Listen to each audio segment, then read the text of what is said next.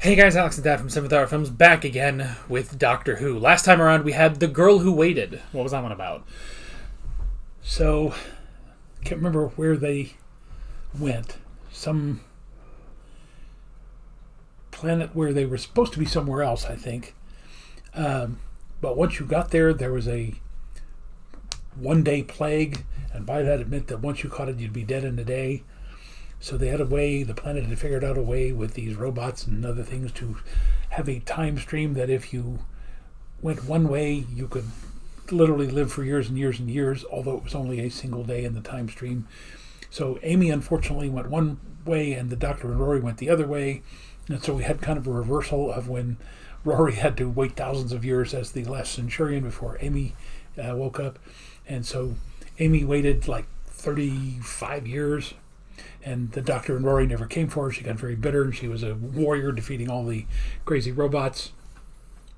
But then the Doctor figured out a way how to save her, but to do that, that would mean the older Amy would not exist any longer, and Rory had to make the choice of, the Amy that he knew or the older Amy. And essentially the older Amy made the choice for them and said, don't let me in, let me disappear. And that's essentially the way it ended, if I recall correctly. Yeah, that's most of it. So yeah. So we're moving on to an interesting episode today, because this started a 1, 2, 3, 4, 5, 6, 7, 8, 9 a 9-episode feud between myself and the comments section. And the thing is, I don't know if the opinions I had, and these aren't bad episodes, we should put that out there first. These are not bad episodes, but I don't know if the opinions I had when I watched these will hold true, or if I'll watch them again and be like, oh, okay, yeah, now I totally get what I was missing last time. So, the big decider of that is going to be how you view, particularly, it all starts with this episode, and, it's interesting. It's not an arc, per se. It's just interesting choices for the next 9 episodes or so. And we'll see. We'll see what you have to say about them. All right. And whether or not my initial reactions still hold up. Because, it was like 6-7 years ago that I first watched this. You were barely out of your teens then, weren't you? I was about 22-ish, 23 when I first watched this. So yeah, I don't know. It was a long time ago. A lot of how I watch shows has changed over these years. And if you've been watching the channel all those years, you will have seen that in real time. But yeah, I don't know. It's interesting, and I don't know. So we'll have to see what you think of all these episodes. Okay. So, with that, you got anything else? Well, I'm just looking at the title of the episode here, The God Complex, kind of reminiscent of what happened with David Tennant there at the end of his, where the Time Lord triumphant thing or whatever that was, where he said, I'm the only one left, I can do anything I want, and that turned out to be very bad. Yeah. And he had sort of a, not just a Time Lord, but a Time God complex about him. Yeah. And then realized that it hurt everybody that he knew. Right. So. Yeah, this is at the very least, again, they're all, for the most part, I think they're all good episodes. It's just interesting stuff. So okay. We might as well just get right to it.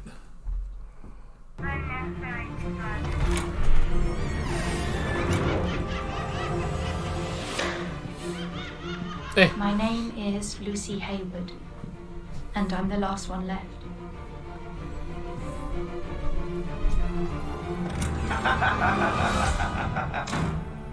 It's probably a good thing she doesn't have a gun, because otherwise I think she'd be shooting things. Going to be in your...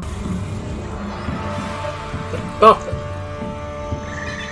Right, the Who would mock up an Earth hotel. Colonists, maybe. Recreating a bit of home, like when expats open English pubs in Mallorca. Mo, whoever did this, I'm shaking his her hand stroke tentacle. Jeez. Pupils are dilated. They are as surprised as we are. Besides which, if it's a trick, it'll tell us something. Oh, you're good. Oh, she's good. Amy, with regret, You're fired. What? I'm kidding. I take it from the pathological compulsion to surrender. You're from Tivoli. Yes, the most invaded planet in the galaxy. Our anthem is called Glory to insert name here. It's not just that. The rooms have things in them. Things? Hello. What kind of things? Interesting things. I love things. Ask anyone. Bad dreams. Well, that killed the mood. Oh, well, I was at work. I'm in town planning. We're lining all the highways with trees so invading forces can march in the shade. It's nice for them. Yeah.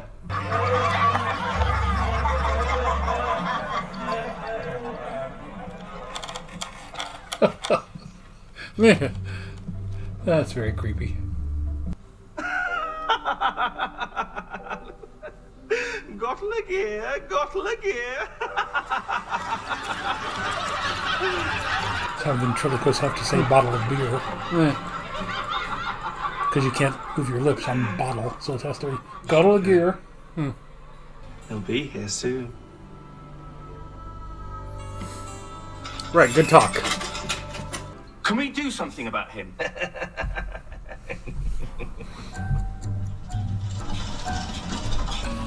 Personally, I think you've got the right idea. Times like this, I think of my old school motto. Resistance is exhausting.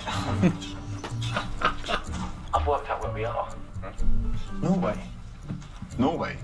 See, the US government has entire cities hidden in the Norwegian mountains. See, Earth Just is to on a hang collision out? course. Oh, look, girl. It's her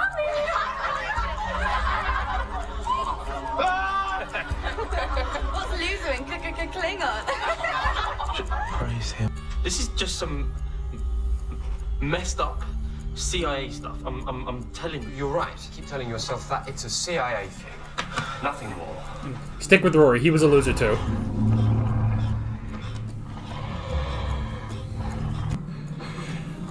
Do you think they deliberately made the hallways look like something from The Shining? It is a distinct possibility. I think that's what everyone would think of. The low angle and everything, the red carpet. Oh, yeah. If you see a couple of twin girls, run. Or kick him. Just in case, let's run away and hide anyway. In. Go this way. I found a... If you're drawn to a door, don't do it. A B in mathematics? You are lazy. Do you understand me, girl? Lazy. I'm sorry. Daddy, I'm so sorry. Oh my God. Can you imagine if I had gotten a B in mathematics? That would have been amazing. You would have put that on the fridge.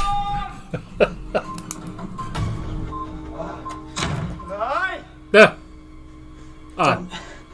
Link. Maybe they're not real. They should have got us by now. Amy, look at me. Focus on me. It's your bad dream, that's all.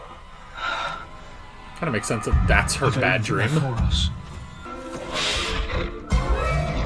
Yeah. Odin.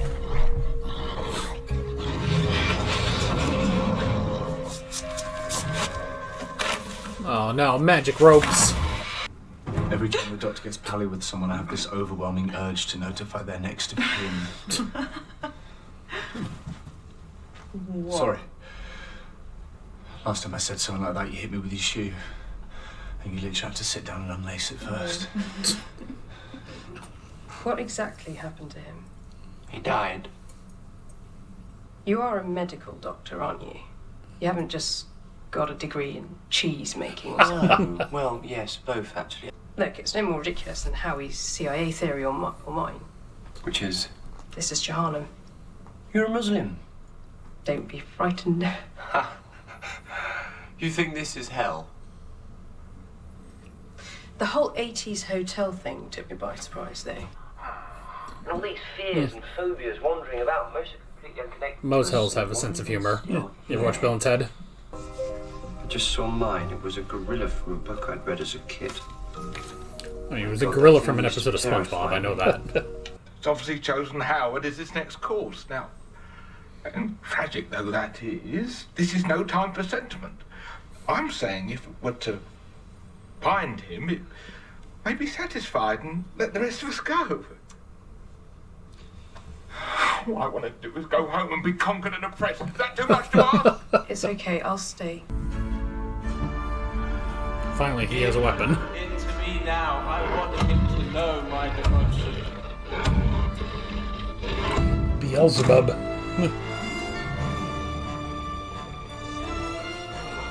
Nothing to do with you. How's it going? Don't talk to the clown. Be the last thing I hear. Let his breath on my skin be the last thing I feel. You fell for it, fool. You have lived so long, even your name is lost. Same. Where'd he go? Somebody hit me. Or was it Amy?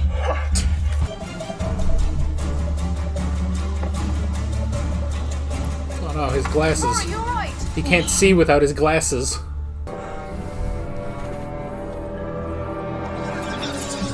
Oh no, Howie. He can't see without his life. Right down to the smallest detail. Got you, Mr. Minotaur. I was going to say, Bleh. I've said it looked kind of like a Minotaur. What is the Doctor's greatest fear? Number 11, of course. Yeah. Is it specific to this body, or is this just all the Doctor? Of course. Who else?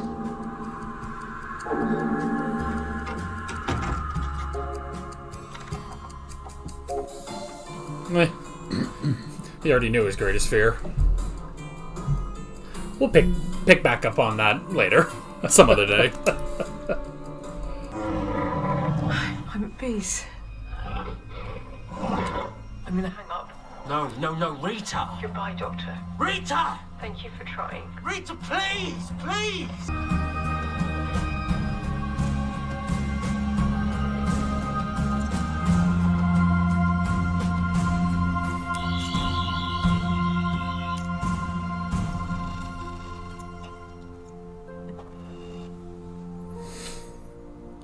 Only one left. Find the thing that keeps you brave. I made you expose your faith. Show them what they needed. But why us? Why are we here? Doesn't want you. That's why I kept showing you a way out. You're not religious or superstitious, so there's no faith for you to fall back on. Who wants her? Me? Why? Your faith in me. That's what brought us here.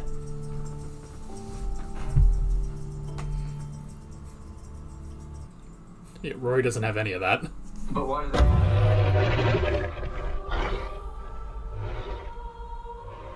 Forget your faith in me.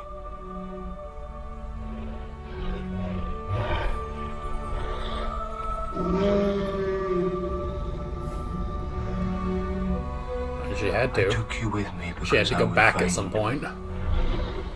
What is it? A Minotaur? Or an alien? Or an alien Minotaur? Yes. That's the sort of question I thought I'd be asking this morning. It's both, actually. Yeah. Here we go. A distant cousin of the Naimon. They descend on planets and set themselves up as gods to be worshipped. Yeah, the Naimon. Which is I vaguely remember them. Oh, yeah. get all secular. Don't tell me. This isn't Earth, that isn't a real house, and inside lives a goblin who feeds on indecision. Nope. Really? That's my favourite car. How did you know that was my favourite car? Show me a picture of it once and say, that's my favourite car. Rory, can you give us 2 minutes? 2 minutes. She'll say that we can't accept it because it's too extravagant and we'll always feel a crippling sense of obligation. It's a risk I'm willing to take. Good housing and a good car? You're leaving, aren't you? Everything lost for me. Bad Penny is my middle name. Seriously, the looks I get when I fill in a form is... Why now? Kind of feel like this. After everything we've been through, Doctor. Everything. You can't just drop me off at my house and say goodbye like we shared a cab. And what's the alternative? Me standing over your grave? He's done that a few times. Over your broken body, over Rory's body. He's done that specifically recently, too.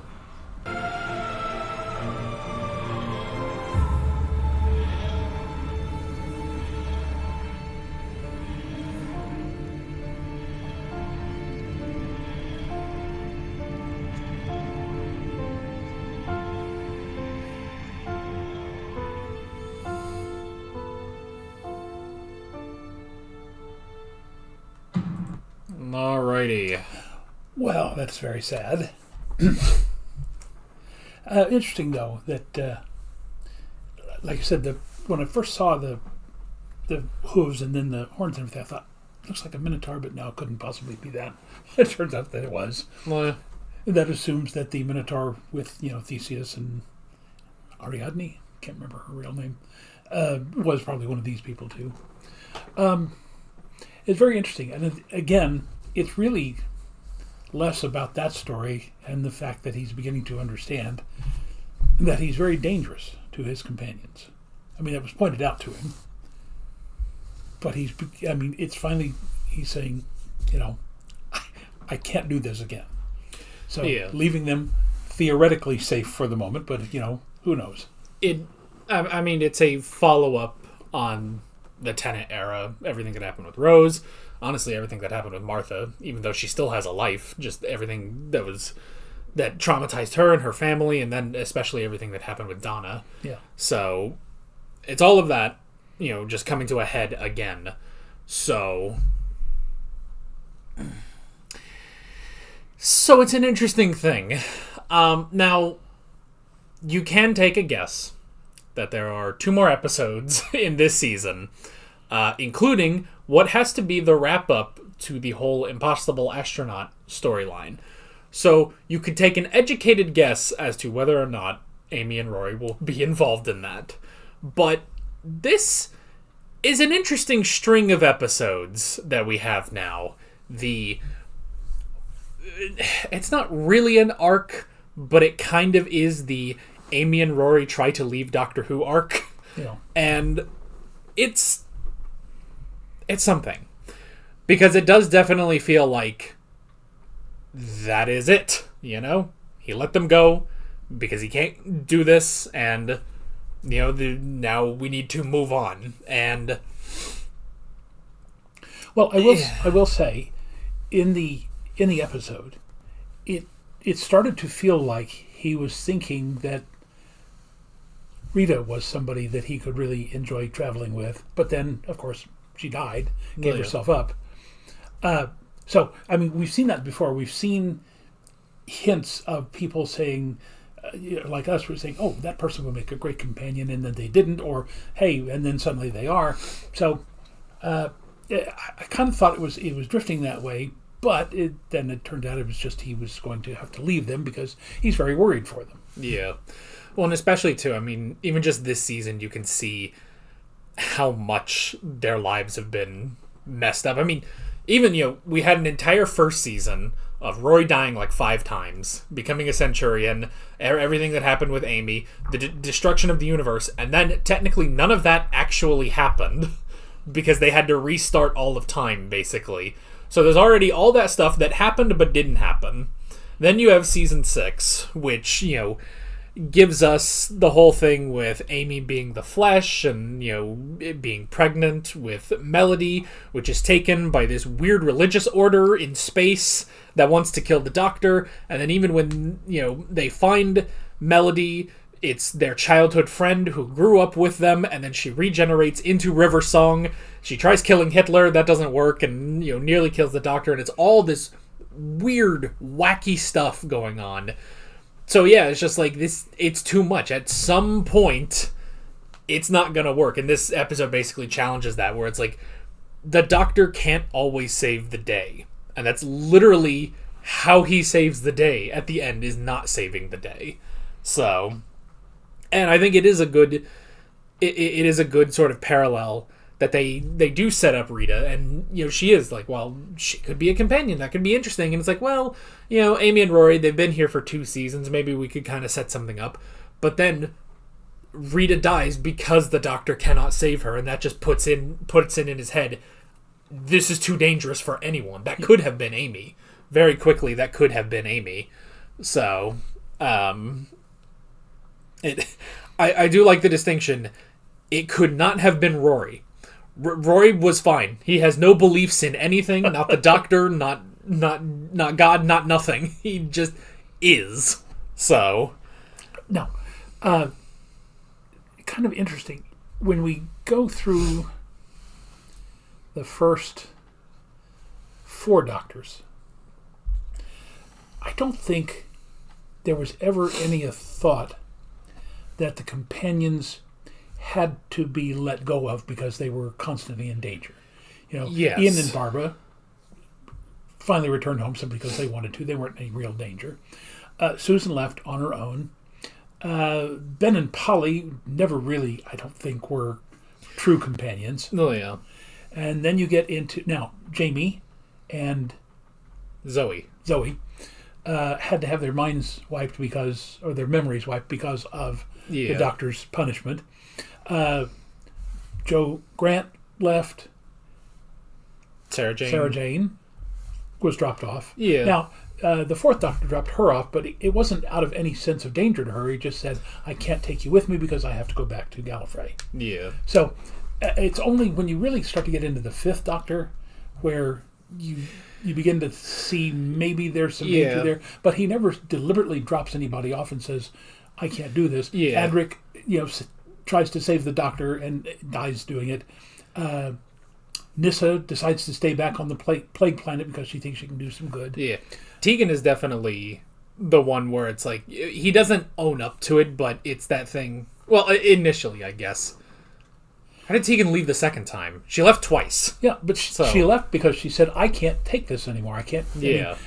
She just said, this is not for me. I'm seeing the killing, the destruction, the Daleks, all this hatred. She goes, I can't deal with this anymore. Please just take me out. It wasn't that she was in any imminent danger. She just said, I don't want to do this anymore.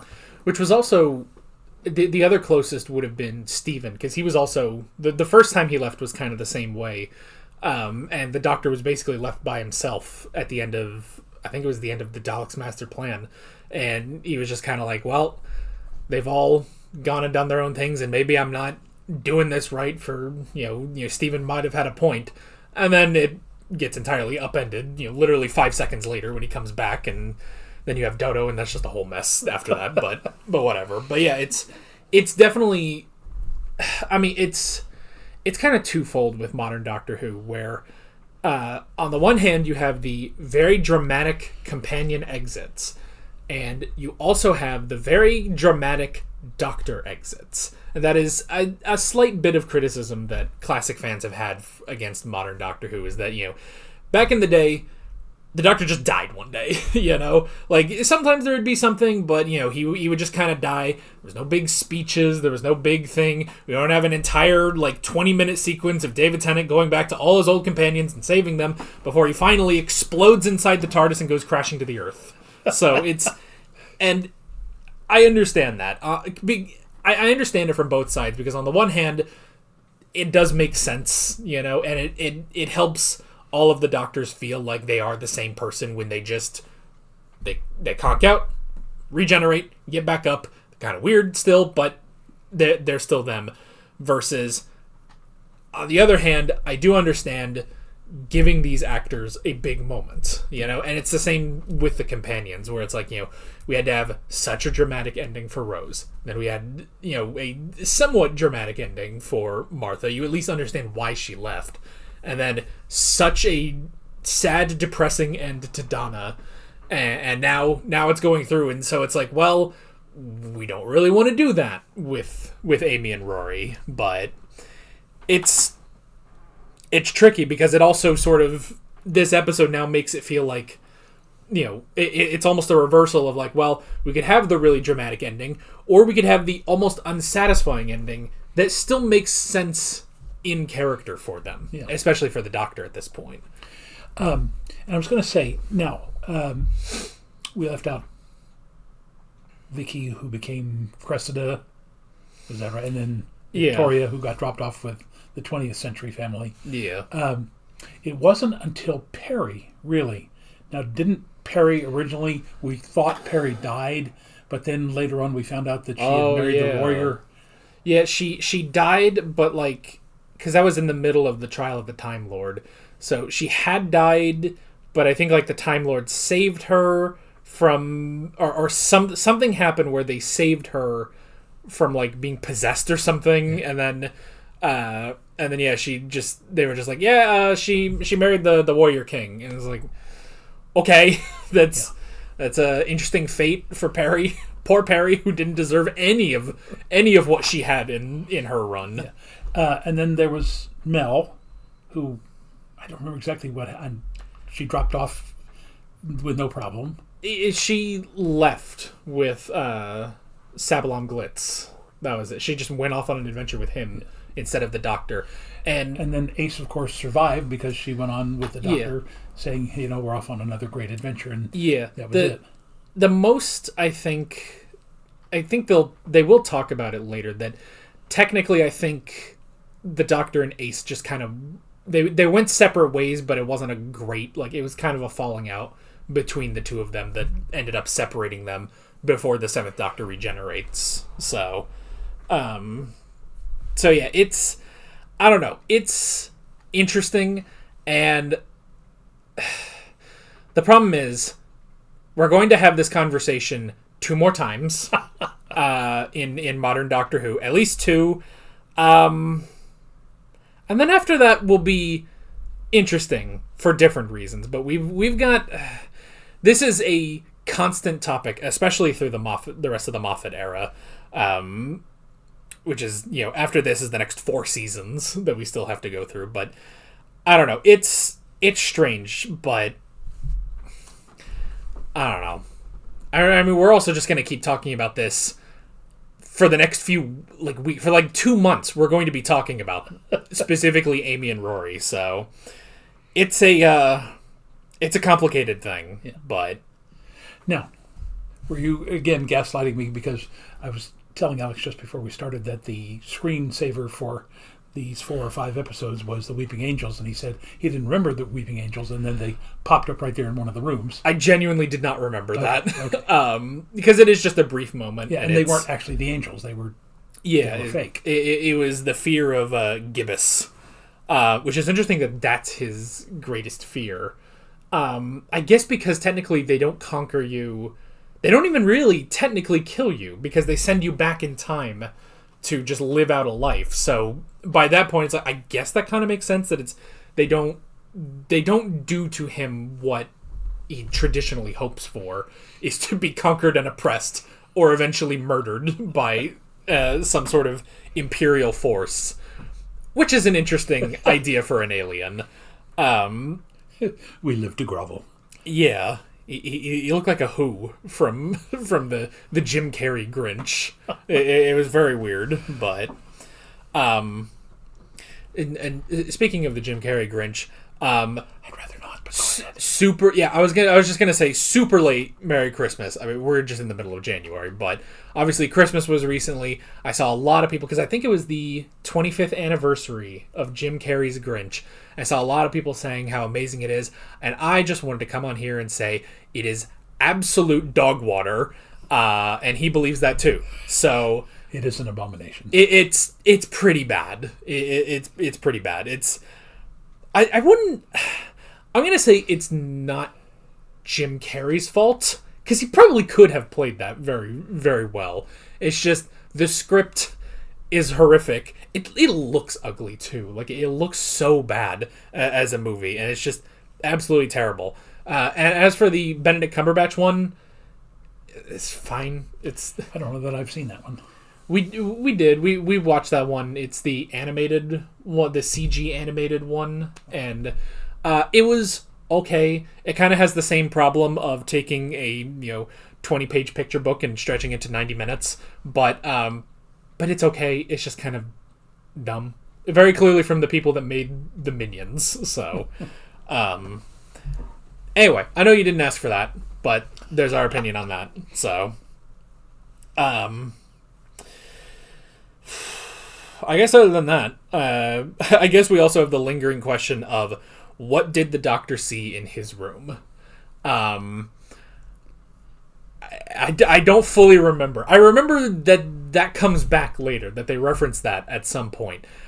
I just don't actually remember what he sees. So, again, it's been a long time. I think that was like the latter half of 2019 was probably when I watched this season. So that was a long time. That was like 100 years ago. There was a thing a little while back where someone was talking about, you know, all these people that are going through college and stuff now with AI and stuff, and they're like, oh man, you know, I got out of college in 2022. I'm so glad I got out just before all the AI stuff. And I replied to them, I literally graduated from college in December of 2019, which is like 2 months before World War I breaks out, because like there was no AI, there was no COVID, there was none of that. It's a strange thing to look back at, that it's like I just barely got out of there in time. And if you're in college right now and you use ChatGPT to write your essays, you're a charlatan and a fool. Because let me tell you, back in my day, I would get a book called, they would assign a book, it was called like Banjo, The Story Without a Plot.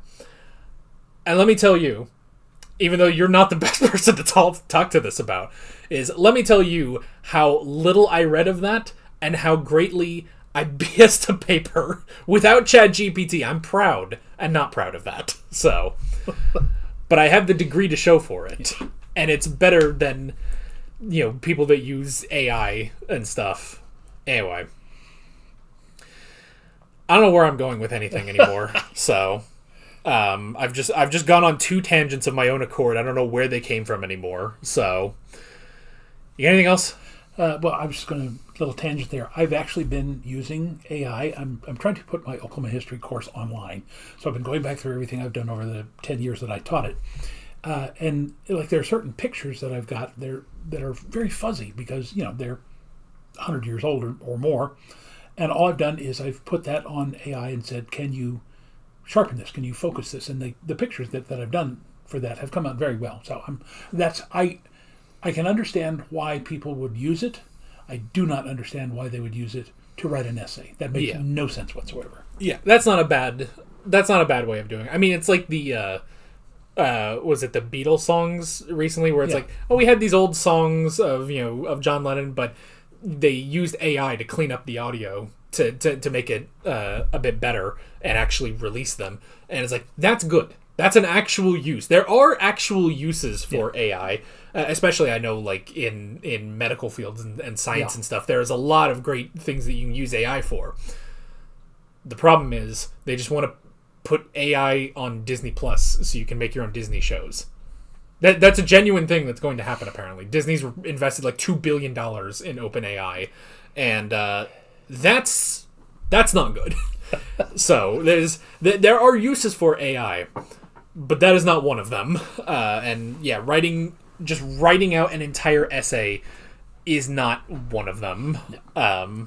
Maybe you could use, like, if you write the essay and then maybe AI, check for grammar or anything. But I mean, granted, Microsoft Word does that for you anyway. Like, they've been doing that for like 20 years. So yes, good old Clippy. Yeah, so Clippy. Yeah, reject modern AI, embrace Clippy. So go back to an animated paperclip. Oh, yeah, and there's probably people in the audience that have no idea who Clippy is because they're too young. You know what? So what year was this? This was 2011 when this season came out. So that's 15 years ago, I guess. There are going to be Doctor Who fans that were not alive when this season 6 of modern Doctor Who came out. That is a sad state of affairs. So, this is why this is why I get called Unk all the time now, because I'm old. So I'm great Unk then, because I can remember when BBC had one channel. Yeah, I get hit with Unk, you get hit with Boomer. So, although, are you actually? You're not. Are you? I don't know when all the generations are. Yes, the baby boomer started in 1946 and go through 64. Okay, so I'm in the first third. I was born in 51. All right, so yeah, there's Boomer, there's Gen X. Nobody remembers Gen X except Gen Xers who occasionally try to talk about themselves, and everyone's just like, nobody cares. Just stay quiet.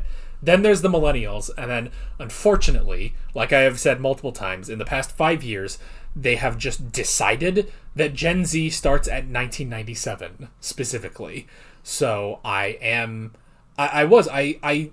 you know, tying this back to college, I wrote an essay about being a millennial in a college English class 10 years ago. This was my freshman year.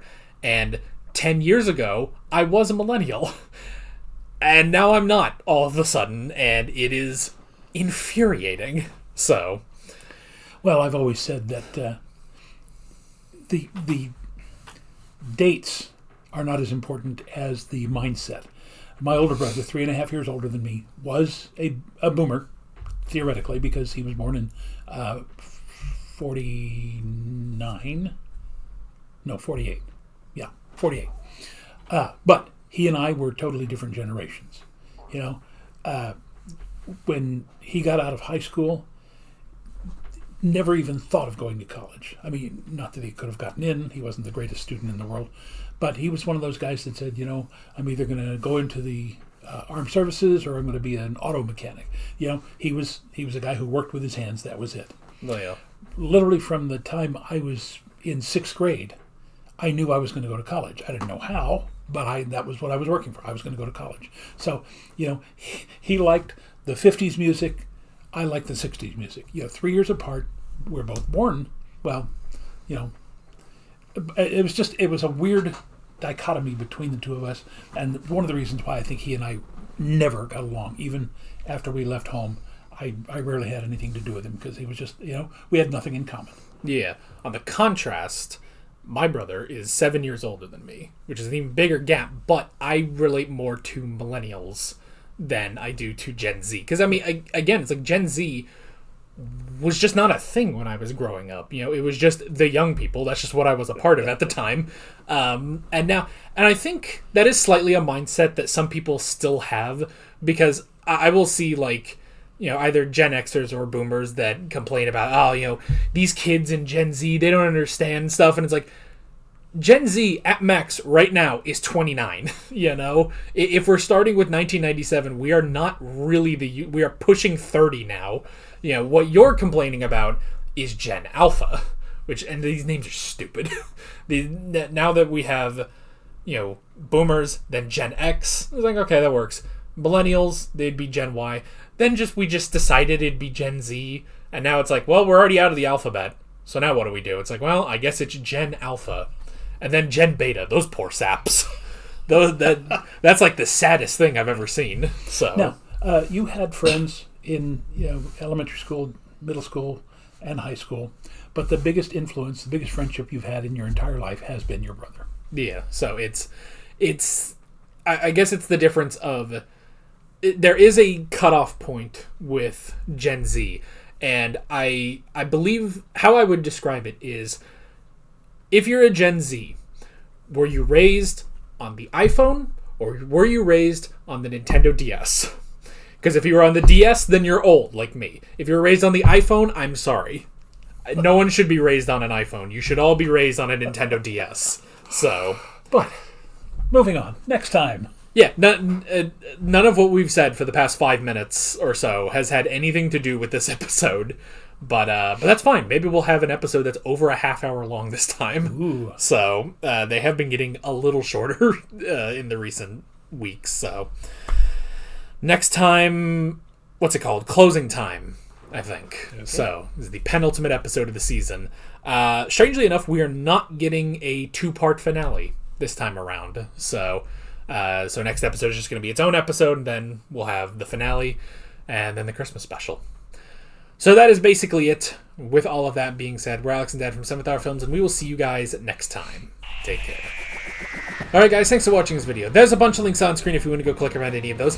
There's a playlist with all of our modern Doctor Who reactions, as well as another playlist with every Doctor Who video that's on the channel. There's also a subscribe button and a Patreon button on screen, as well as other links in the description if you want to go check out any of those. See you guys later.